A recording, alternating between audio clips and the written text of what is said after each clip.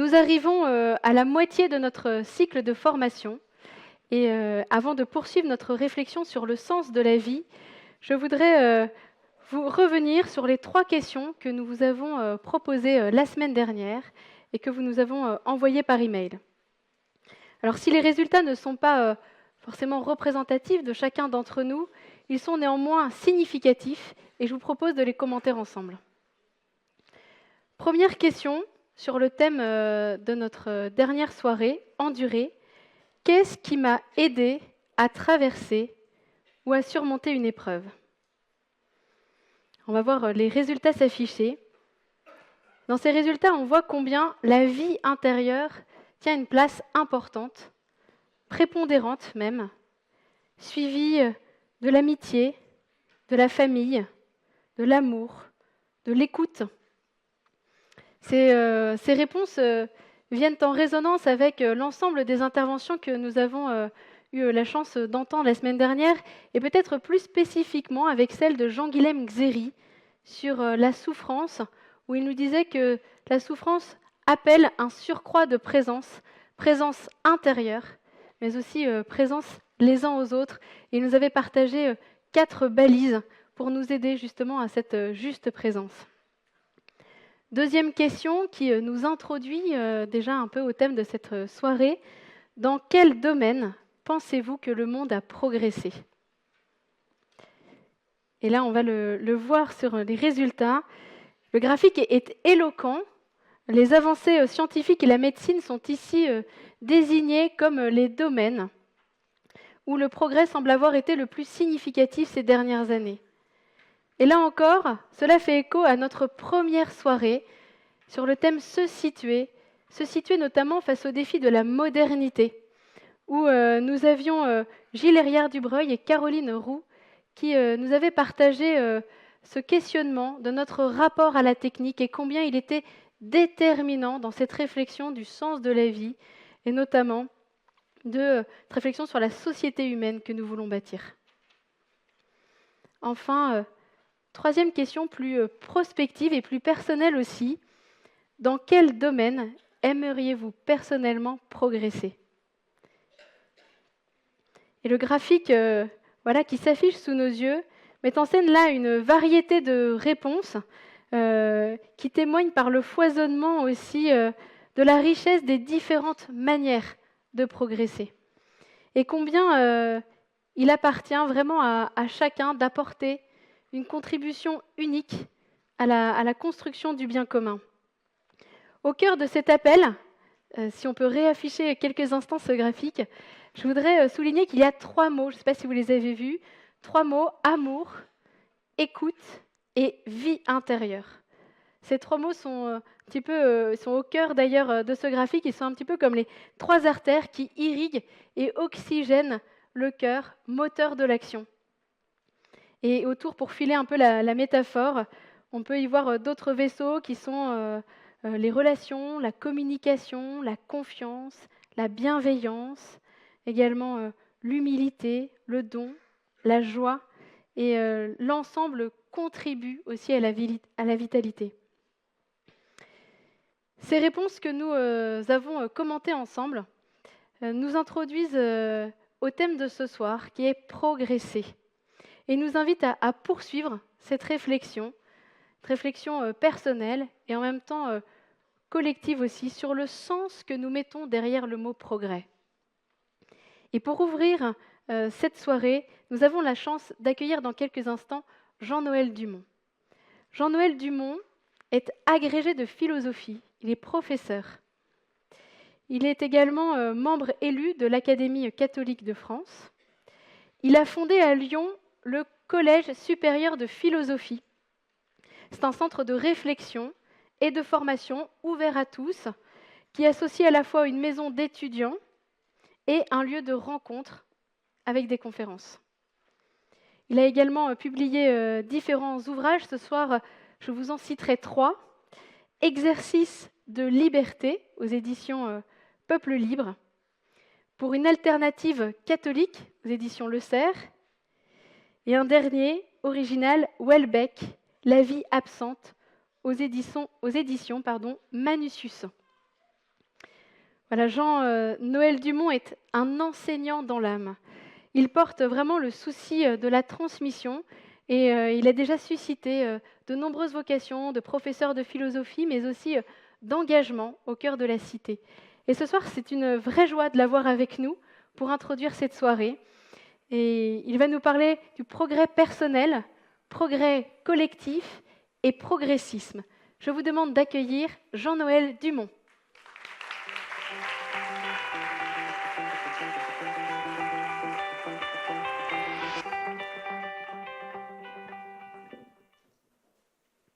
Le progrès. On sourit quand on voit encore des enseignes le bar du progrès. On sourit encore quand on lit le titre du grand quotidien lyonnais qui fleure bon la Troisième République et ses allégories boursouflées. Pour nous, il faut reconnaître que l'idée de progrès est démonétisée. Et c'est difficilement que l'on songerait à prendre le progrès pour enseigne. Actuellement, c'est plutôt le déclin qui semble faire recette et c'est la catastrophe que l'on prophétise. Quand on veut se faire entendre, c'est de déclin qu'il faut parler. On croit voir la violence et l'intolérance augmenter. On croit voir les ressources gaspillées, l'environnement asphyxié. Est-ce la fin d'une époque marquée par l'optimisme? Cette époque, elle est née au XVIIe siècle, appelée l'âge de la modernité.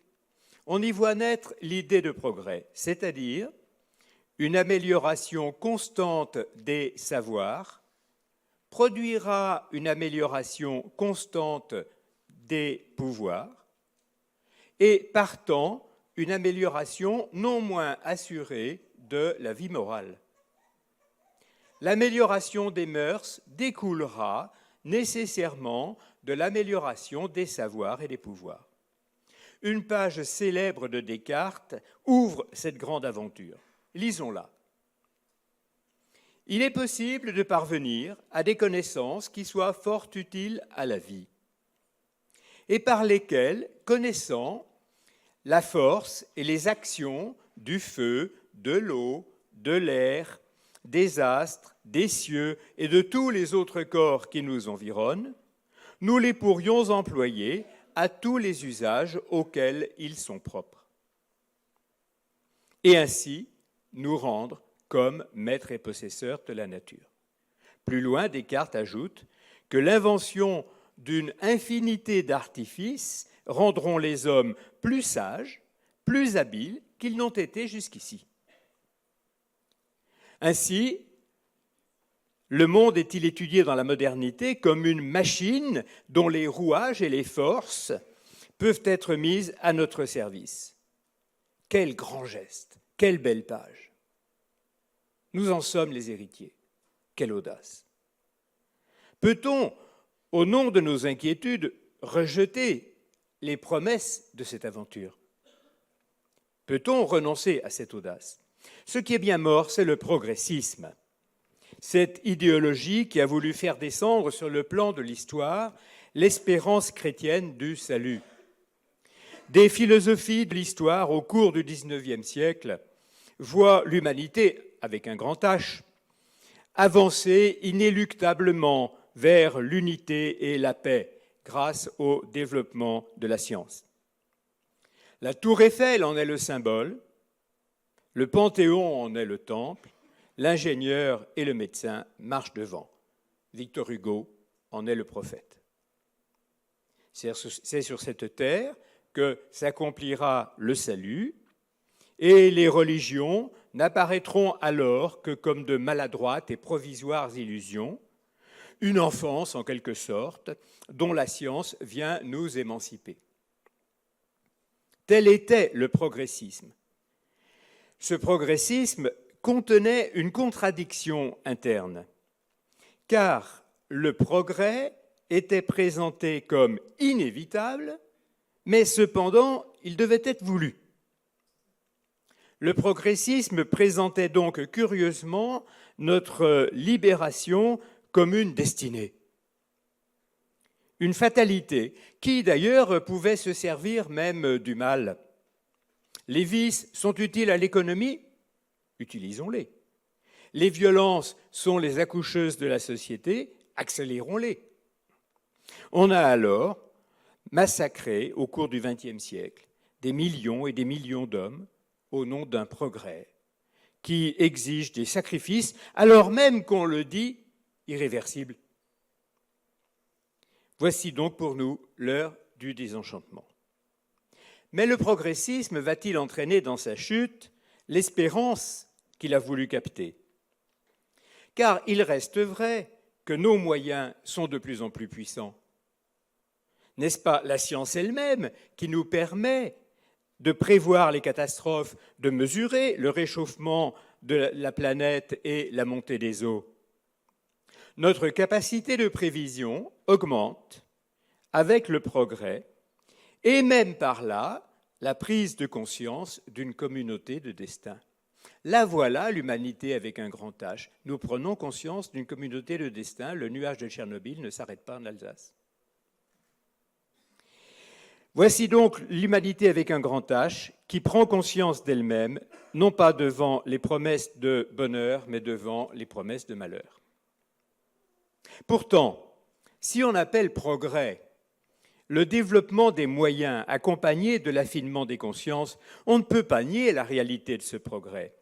Bien que nos moyens d'extermination soient devenus gigantesques, notre monde est sans doute moins violent qu'il ne le fut. Nous sommes en meilleure santé et soucieux, même si c'est avec maladresse, de la famine et de la maladie qui sévissent dans des régions qui étaient complètement indifférentes à nos anciens. Même si les souffrances restent grandes, les mœurs s'adoucissent. Je peux dire que dans le village de mon enfance, on riait encore quand le voisin mettait une bonne correction à sa femme. Et même, on riait quand le père un tel avait encore fait un enfant à sa fille, un peu débile. Il faut le dire, nos mœurs ont fait du chemin vers plus de justice et de sécurité. Le développement de la technique soulage des maux et enlève des chaînes. Mais alors, si le progrès du bien-être et des mœurs est réel, d'où vient notre mécontentement? N'est-ce qu'une bouderie d'enfants gâtés? Non. C'est que l'amélioration des prévisions augmente notre inquiétude. Le progrès, dit Kant, est une vague qui monte toujours plus haut. Elle nous permet ainsi de voir toujours plus loin. Et elle ne cessera donc pas d'accroître notre inquiétude. Il n'y a pas de progrès qui ne conduise à une crise plus grande. Quand l'humanité prend conscience, comme aujourd'hui, d'une communauté de destin, comment pourrait-on rester assoupi? Cela vaut aussi bien dans l'ordre de la vie personnelle comme dans l'ordre de la vie collective, car il nous arrive, vous le savez, de penser naïvement que lorsqu'on aura décroché tel diplôme ou telle reconnaissance, on sera enfin tranquille. C'est naïf, on pourra se reposer. Mais c'est le plus souvent l'inverse qui arrive. Responsabilité accrue, soucis imprévus, nous font parfois regretter les années d'ignorance. Devenir adulte, n'est-ce pas aller vers plus de complexité, moins de tranquillité, plus d'inquiétude? Alors, il faut dire que le progrès est effectif. Oui, il est bon d'aller plus vite, d'aller plus loin. Il est bon de vivre plus longtemps et en meilleure santé. Il est bon de s'ouvrir à des cultures différentes et complexes. Mais on ne va pas vers le bien sans éprouver plus douloureusement le mal. Le bien et le mal croissent simultanément, comme l'ivraie et le bon grain. Rassurez-vous, pourrait-on dire, cela va être de pire en pire.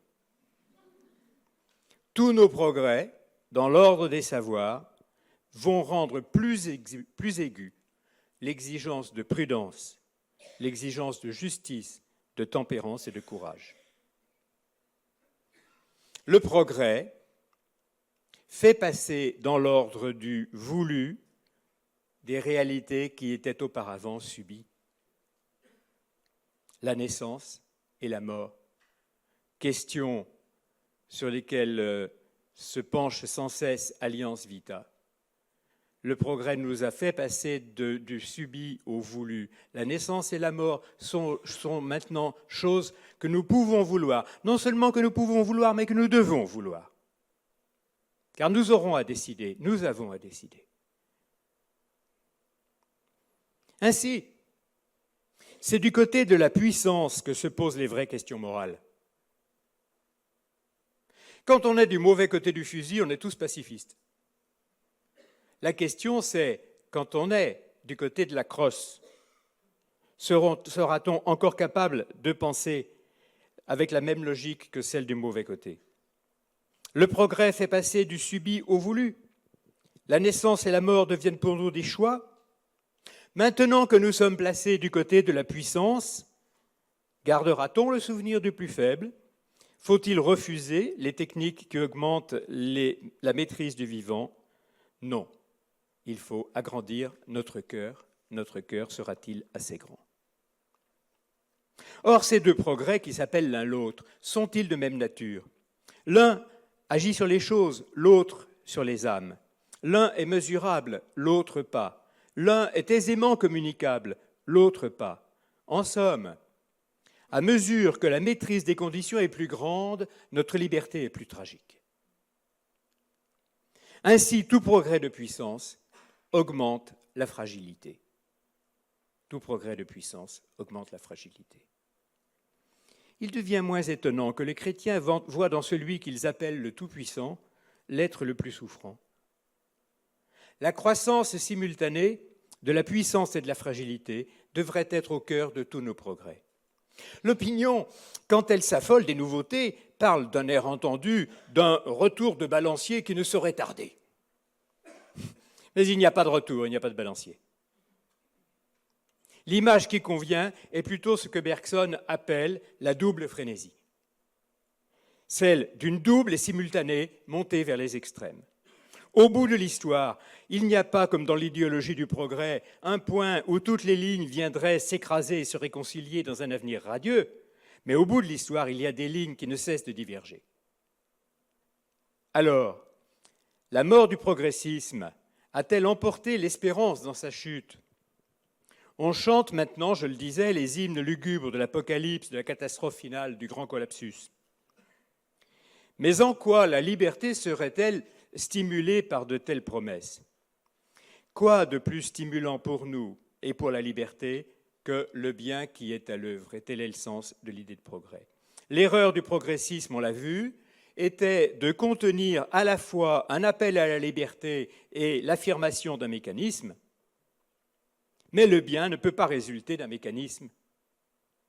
L'espérance du bien comporte ainsi un appel au combat spirituel. Ce combat, tous nos progrès le rendent possible. Je vous remercie.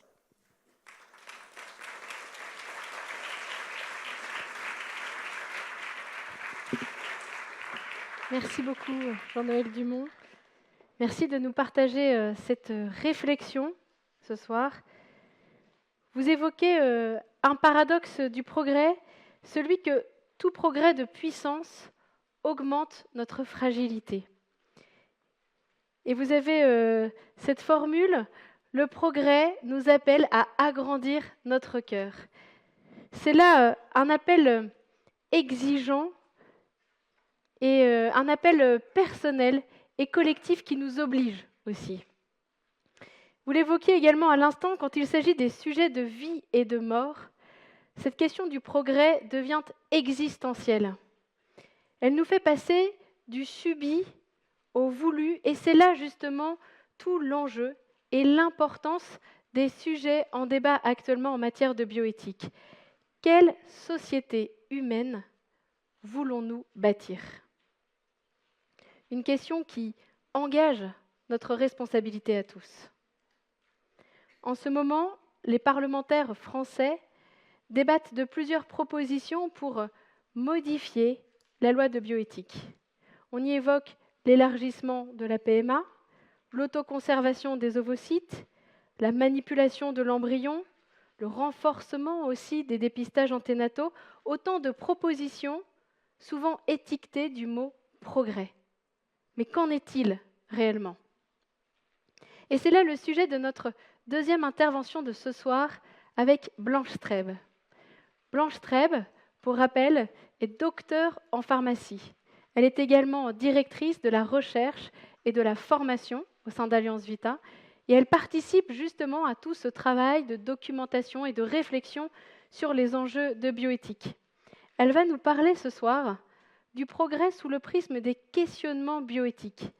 Ces questionnements qui sont de tous les pays, il n'y a pas de frontières dans ce domaine, mais qui se posent en ce moment d'une façon particulière en France, avec justement cette révision de la loi de bioéthique. Bioéthique et sens du progrès, je vous demande d'accueillir Blanche Streb.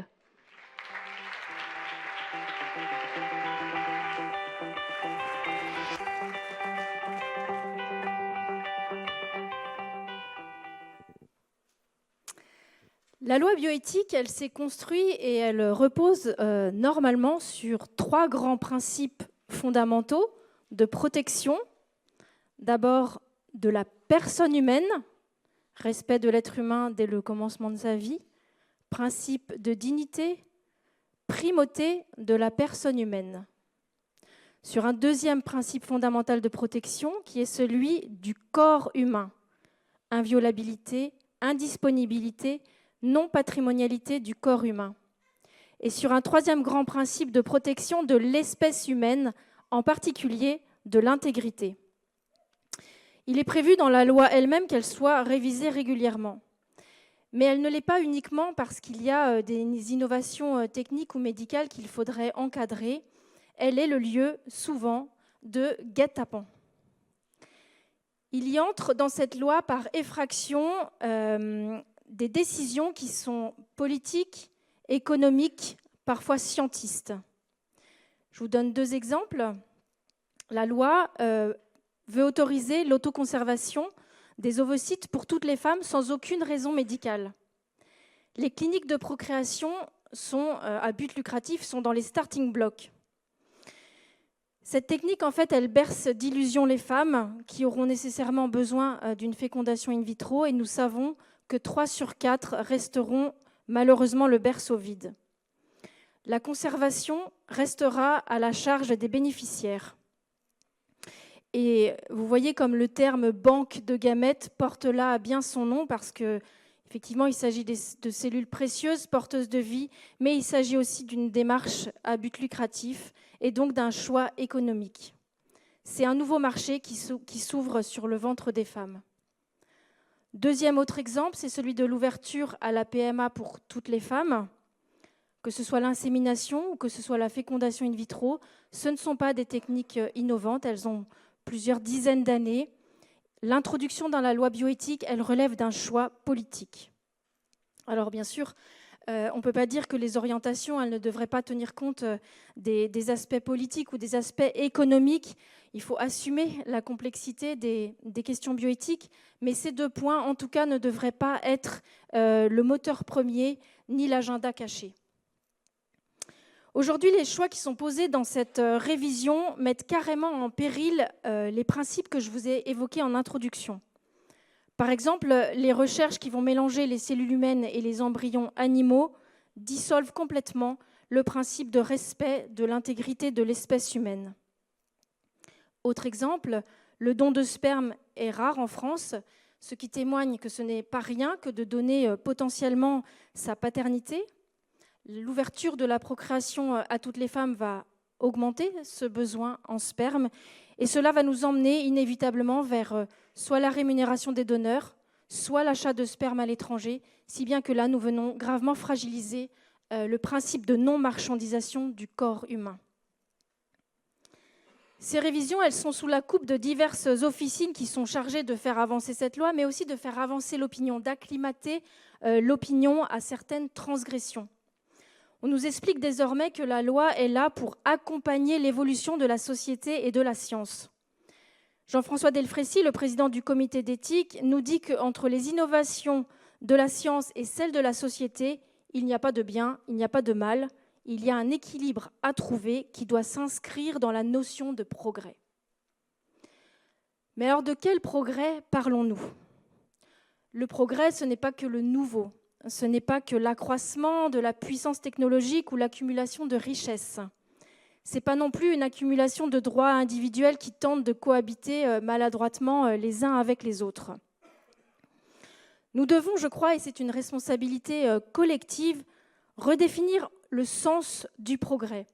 Mais le sens avec ce double sens, à la fois sa signification et sa direction. Où voulons-nous aller ? Quel monde voulons-nous pour demain ? C'est cette ambition-là que nous avons eue particulièrement au cours de notre dernière campagne. La société progressera en respectant, si elle respecte la paternité, la maternité, la différence et la vie. Est-ce qu'il y a qui que ce soit qui soit contre le progrès ? Bien sûr que non.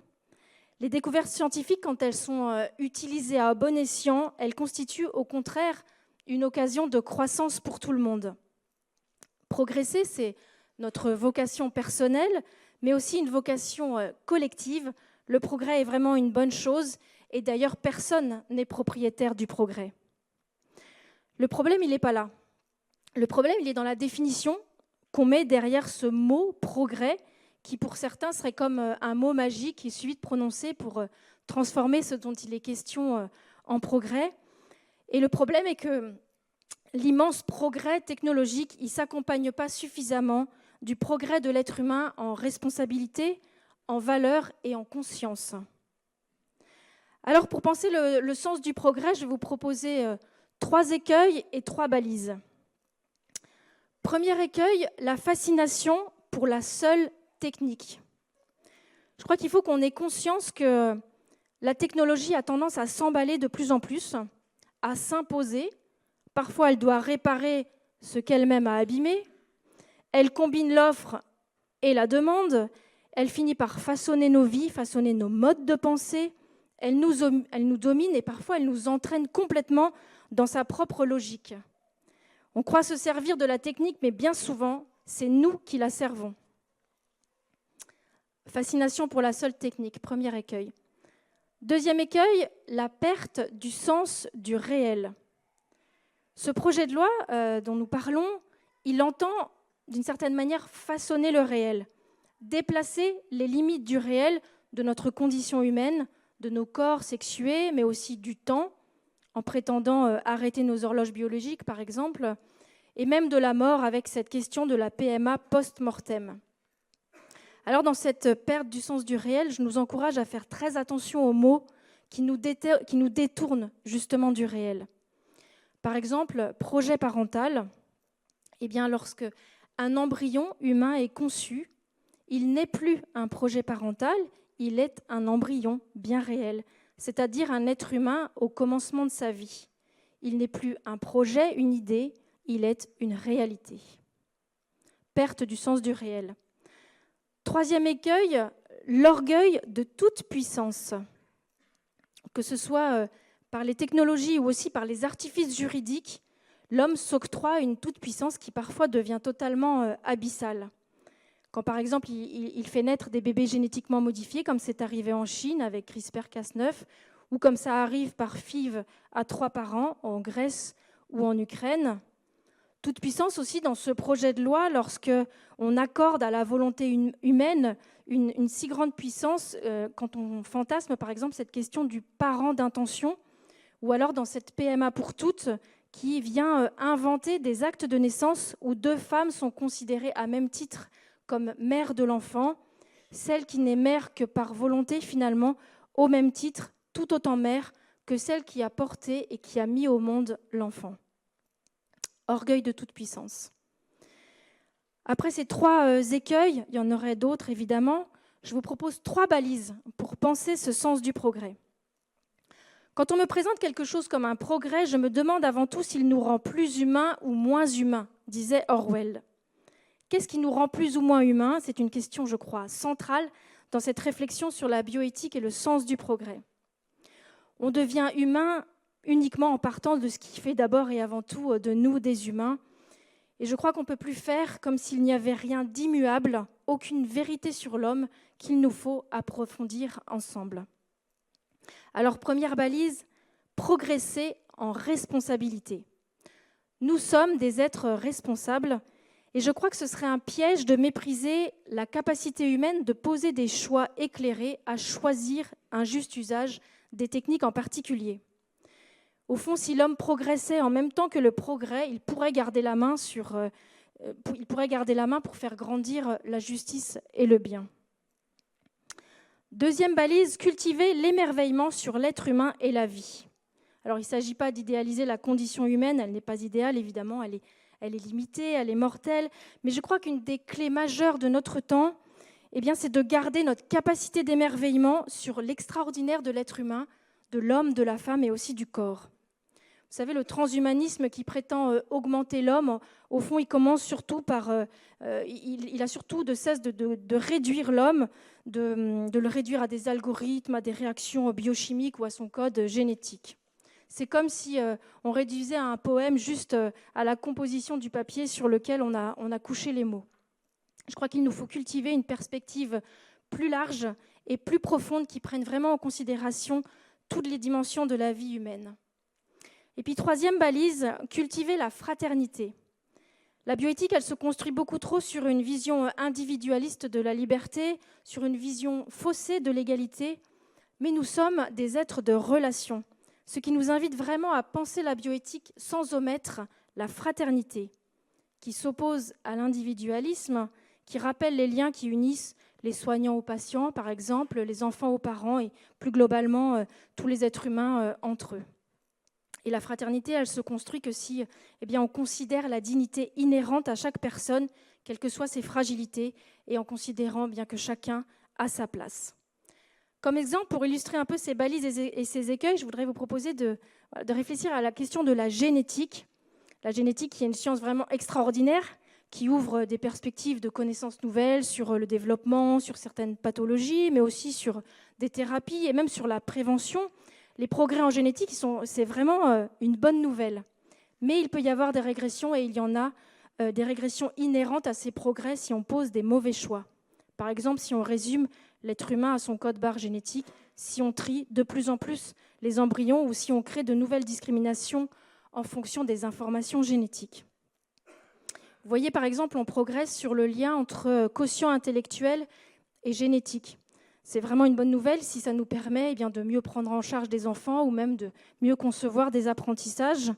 Mais par contre, si on retourne cette connaissance pour bidouiller l'être humain à son commencement ou pour trier les embryons en fonction de leurs gènes, on passe complètement à côté du mystère de l'être humain. Parce que ce n'est pas parce qu'on va créer un gène de la bosse des maths qu'on va aimer les maths. Ce n'est pas parce qu'on va introduire un gène de l'oreille absolue qu'on va aimer la musique. L'être humain est beaucoup plus mystérieux et beaucoup plus complexe que tout cela. Je voudrais terminer sur une toute petite réflexion, c'est celle que, derrière ces faux progrès, ces mauvaises décisions qui seront peut-être prises en matière de bioéthique, il y aura des conséquences humaines et humanitaires. On crée de la valeur marchande sur ce qui jamais ne devrait avoir aucun prix, la vie humaine. On instrumentalise la vie. On met en place des techniques qui prétendent rien de moins que décider, par exemple, quelle vie vaudrait ou ne vaudrait pas la peine d'être vécue. Et tout cela, nous devons évidemment nous en préoccuper. Mais l'humanité n'a pas que à perdre du côté de ses conséquences et de ses faux progrès. Elle a aussi beaucoup à perdre du côté de ces vraies régressions humaines qui se jouent du côté de ceux qui auront accompli, consenti ou juste laissé faire. Parce qu'à mesure qu'on court derrière l'illusion de perfectionner l'espèce humaine, de perfectionner autrui, il est bien possible que ce soit nous-mêmes et notre société que nous rendions moins meilleurs. Mais que vous servirait de fabriquer la vie même si vous avez perdu le sens de la vie, nous soufflait déjà Bernanos. Alors œuvrons et exigeons de nos lois qu'elles promeuvent non pas un progressisme qui asservit l'homme, mais un progrès au service de l'homme, un progrès pas seulement technique, mais un progrès vraiment humain. Je vous propose une définition du coup quand même du progrès, du sens du progrès. Ce progrès, je crois, il doit être choisi, partagé, raisonné, juste, visant à améliorer la qualité de vie de l'homme sans altérer son environnement et même désormais sa nature même, sans laisser personne sur le bord du chemin, ni instrumentaliser une catégorie d'êtres humains, et rechercher de manière indissociable le bien de l'homme et de l'humanité tout entière. Et enfin, je voudrais terminer sur une bonne nouvelle. La bonne nouvelle, c'est que on peut être tenté quand même parfois par la déprime quand on voit qu'aujourd'hui, on est obligé de défendre ce qui peut être des évidences. Eh bien, cette bonne nouvelle, c'est que la vérité vit et que le réel, en fait, il résiste. Il se défend tout seul et il revient toujours un jour ou l'autre. Et il est souvent accompagné de son vieux copain, le bon sens. Je vous remercie.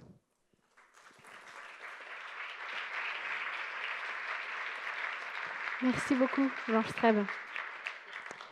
C'est un appel assez fort que vous nous adressez ce soir, avec cette mise en garde contre les écueils de ce qui peut porter l'apparence du progrès, et en même temps cette exhortation à nous approprier personnellement et collectivement le sens du progrès.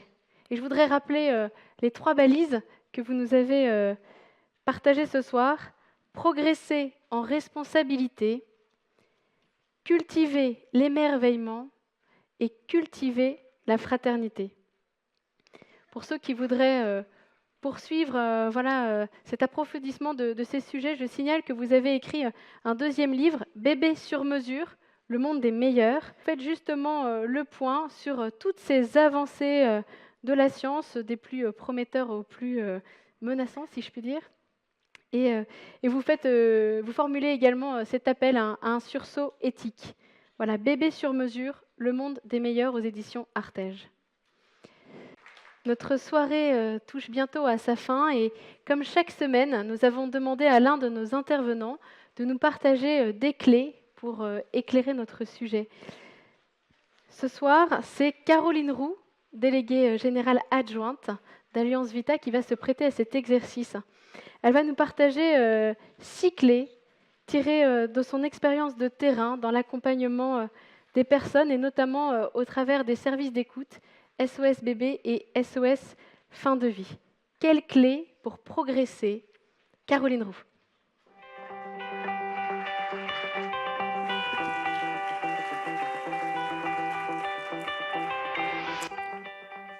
Bonsoir à tous. La question du progrès est le centre de nos préoccupations à Vita. Pourquoi ? Parce que nous avons constaté depuis près de 25 ans un écart grandissant entre ce que la société nomme progrès en matière bioéthique et la réalité qui est vécue par les personnes. C'est donc à partir de cette expérience de terrain que je vous livre ces 6 clés pour éclairer nos manières de progresser. Premièrement, première clé, accueillir la fragilité humaine comme le terreau du progrès et du développement. On le constate, le petit homme n'est pas autonome, il fait l'expérience même de la fragilité et puis de la dépendance totale. Il a besoin de beaucoup de protection, d'attention dès son état embryonnaire et puis pendant longtemps ensuite pour se construire à toutes les étapes de sa vie. Et puis plus particulièrement quand ses forces déclinent ou qu'il est confronté au handicap ou à des accidents de la vie. Contrairement à l'animal qui est déterminé, l'homme va progressivement acquérir la capacité d'orienter sa vie selon ses talents et de manière tout à fait créative. Et c'est donc dans cet espace que se situe sa liberté. Il ne peut pas le faire seul, et on l'a dit, les hommes et les humains sont interdépendants. La culture comme l'amour s'est transmise d'abord par ses parents, et puis c'est ce qui va le permettre de se mettre en relation avec les autres.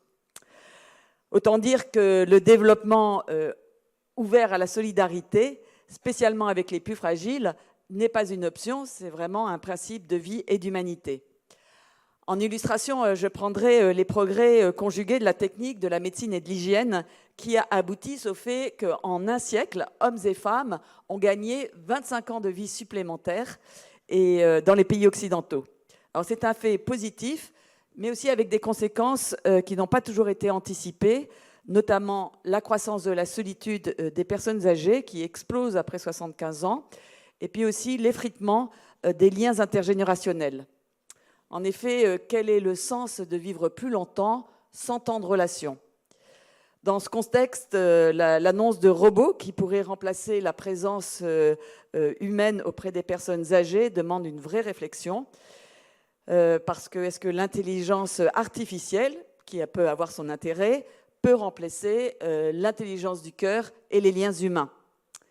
Au fond, nous avons une boussole là pour progresser, c'est de prendre en considération chaque être humain, mais aussi de l'envisager dans toutes ses dimensions, y compris affectives, relationnelles, spirituelles, en quête de sens.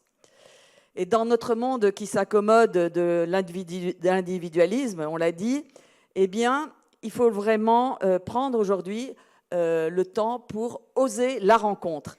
Et oser la rencontre, c'est la deuxième clé, c'est-à-dire pour passer de l'indifférence à l'intérêt, au risque de ne plus nous comprendre, et surtout de laisser des injustices s'installer et perdurer. Alors, quand je parle de cette rencontre, ce n'est pas une rencontre superficielle, hein, mais c'est vraiment cultiver chez nous une présence à l'autre, quel qu'il soit. Peggy rappelle qu'il faut toujours dire ce que l'on voit, surtout, il faut toujours, et c'est plus difficile, voir ce que l'on voit. Et en matière bioéthique, cela nous engage à faire la différence entre des situations réelles de détresse, et dont la réponse relève de la solidarité, et les situations relevant de pratiques, de mentalités qui se sont progressivement forgées et qui peuvent être remises en question. Vous vous rappelez la semaine dernière le cas de cette dame qui demandait l'euthanasie, et c'est extrêmement éloquent. Elle a saisi son ultime dénuement au travers de la bienveillance de son interlocuteur, qu'il pouvait en être autrement et qu'elle pouvait s'ouvrir à autre chose, continuer à aimer pour se réconcilier avec ses filles. Donc on voit là une belle progression. On le voit, la vraie rencontre permet de débusquer les idées toutes faites, les idéologies, et puis aussi la fatalité pour progresser en humanité. Cette présence active nous enracine en fait dans la réalité, et c'est la troisième clé, toujours revenir au réel, toujours revenir à la réalité. C'est l'expérience que nous faisons à Alliance Vita en écoutant quotidiennement des femmes, des hommes confrontés à des épreuves de la vie, autour de la maternité, autour de l'infertilité, du handicap, de la dépendance et de la fin de vie. Au fond, apporter une présence, une attention pour permettre aux personnes d'exprimer la réalité de ce qu'elles vivent, aussi de voir leurs réels besoins, pour laisser émerger leur propre chemin de vie sans s'enfermer dans la fatalité. Se confronter à la réalité, c'est aussi ce qui peut dévoiler la portée d'actes qui s'éloignent de la dignité humaine pour justement susciter un progrès véritable. Alors on peut s'interroger, hein, est-ce qu'on est dans le progrès quand notre société accepte de supprimer des êtres humains, qu'ils soient en leur tout début ou en état de dépendance, ou peut-être dans d'autres pays en état de fin de vie. Pourtant, les capacités de la médecine n'ont jamais été aussi perfectionnées et le corps médical capable de prouesses pour soulager, accompagner, soigner. Et puis aussi la société mobilisée, et on l'a vu à travers ce que disait Valérie Boulanger, pour accompagner les personnes en situation de fragilité. Et ça va évidemment dans le bon sens. Mais au fond, cela nous ramène au paradoxe souligné lors de la première soirée, car les deux attitudes coexistent, mais aujourd'hui elles sont en tension, parce que comment peut-on imaginer que des choix présentés comme individuels n'affectent pas la société tout entière sur la valeur et le sens de la vie? À ce propos, on a vu ces dernières années une montée, une réprobation mondiale pour condamner l'avortement sélectif selon le sexe en Chine et en Inde. 80 millions de femmes seraient manquantes dans ces pays en lien avec des conditionnements culturels. Et oui, le réel bouscule la conscience. On peut se poser la question chez nous en Occident, est-ce que nous sommes aujourd'hui scandalisés, notamment en France, en constatant que 96% des fœtus diagnostiqués trisomiques sont avortés. Au fond, nous constatons que se détourner du respect de la vie entrave une fraternité authentique. C'est donc à une remise en perspective à laquelle nous sommes conviés pour plus de cohérence. Et pour cela, c'est vital, et c'est la 4e clé, de cultiver notre intériorité. Dans cette époque où l'immédiateté prime sur le long terme, cela demande une décision responsable. Intériorité pour revenir à l'essentiel, pour voir ce que l'on voit, pour distinguer aussi le progrès de ceux qui provoquent injustice et discrimination. Prendre du temps pour réinterroger les choix personnels, les choix sociaux, les décisions politiques aussi, quitte à remettre en cause nos styles de vie pour accéder à un développement responsable, à la fois personnel mais aussi collectif. Et c'est particulièrement important pour ajuster notre rapport à la technique et aux biotechnologies, et c'est la 5e clé, celle de développer une conscience éthique et une responsabilité morale pour orienter le progrès technique. Jamais l'humanité n'a eu autant de pouvoir sur elle-même et rien ne garantit qu'elle s'en serve bien comme on le constate. Spécialement, la connaissance qui est associée au pouvoir économique crée une emprise sur nos vies et qu'elle peut les conduire souvent à notre insu. Et c'est justement là, précisément, que la liberté humaine peut s'exercer pour justement limiter le pouvoir de la technique et l'orienter. Au fond, c'est un chemin de lâcher-prise auquel on est invité face à la fascination de la technique. Au fond, un consentement responsable aux limites qui sont protectrices de la dignité humaine et aussi ce qui est lié du respect de l'environnement. Poser des limites, ce n'est pas se résigner, hein. C'est au contraire source de créativité et on l'a vu lors de la première soirée, la valeur de l'interdit de tuer a permis l'émergence de soins appropriés, des soins palliatifs pour accompagner dans la dignité la vie jusqu'à son terme. Poser des limites, c'est aussi ouvrir d'autres voies qui respectent les humains dans toutes leurs dimensions, comme l'a montré le docteur Lallemand autour de la procréation. Enfin, en considérant les êtres humains comme du matériel biologique, en prenant le risque de les modifier génétiquement, nous courons en fait le risque de modifier, changer la nature humaine elle-même. En fait, la culture a de plus en plus de mal à distinguer ce qui est humain et ce qui ne l'est pas. C'est pourquoi protéger notre humanité est devenu une nécessité urgente. Car on découvre que les enjeux scientifiques et sociaux actuels sont avant tout des enjeux anthropologiques qui nécessitent de défendre toute la richesse de la vie humaine contre un réductionnisme biologique. Et enfin, 6e clé, et c'est en guise de conclusion, je nous engage à ne pas subir le monde, mais à y prendre sa part résolument. Si je mentionne cette piste, c'est à cause du désenchantement actuel. Nous sommes plongés dans notre monde, et pas dans un autre, avec ses forces et ses faiblesses. Nous en sommes des acteurs, mais plus, nous sommes des passeurs.